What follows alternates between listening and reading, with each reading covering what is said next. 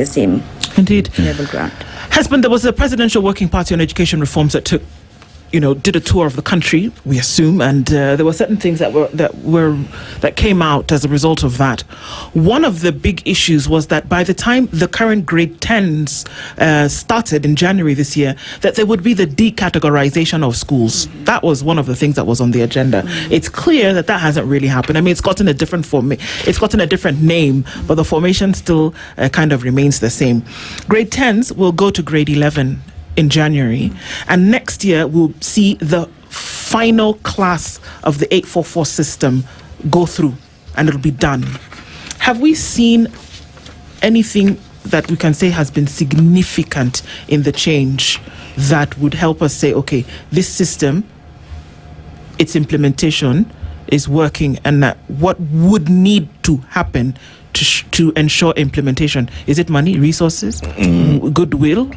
Political goodwill? I think it all goes with the preparation and provision of the required basic requirement, like the infrastructure that would have really helped us to roll out the competency-based education according to the recommendations of the Presidential Working Party. We do not have adequate infrastructure in all these schools, more so in cluster 3 and cluster 4. There is inadequacy.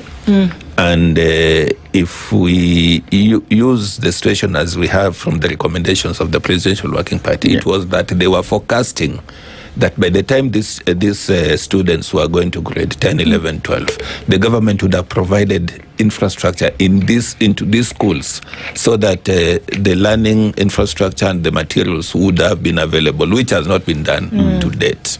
It has not been done. So it becomes a fallacy, it becomes a big challenge. So that is one of the things that has made us really not to achieve what the competency-based education was to achieve. And again, the issue of, we had talked about it and it keeps on coming up, the issue of clustering schools. Initially, the idea was that the schools just be considered as schools with open doors for everybody.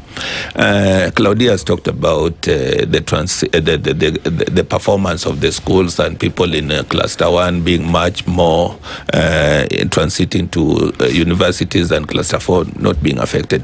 You also look at the level of students who graduate to go to cluster 1 vis-a-vis the level of students who will be left to go to cluster 3 and 4.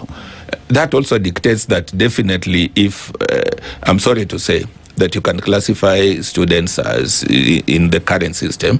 We have who achieve very highly, exceeding expectation. You have those who meet expectation, those who are below expectation, approaching expectation. So you'll find that maybe those who are exceeding expectation will rush to will be readily admitted to cluster 1 and others cluster 2. So what do we expect in cluster 1 and 2? That those students in cluster 1 and 2 are already university material, whether you like it or not. And then those students in cluster 3 and 4 are confined to either be people who will transit to other levels of education, maybe tertiary institutions, or even others will be dropouts. You expect that. And that is why we have this challenge. The government has not really come out to say education is an equalizer. People with different abilities, but being given the same level playing ground to ensure that each and every person's individual ability is identified, the competencies that you have, so that we can hit at that competency and bring in a wholesome citizen who can contribute into the building the nation. Like that child who cannot maybe make it to the university, but can get a way of going maybe to the pathway that can support this child in future. I'm happy to say that maybe the government is really struggling, like in the sports, building infrastructure, like they're developing stadiums and all those kind of things. Developing stadiums is one thing, and utilizing the stadiums for the purpose for which they're supposed to be used is another thing.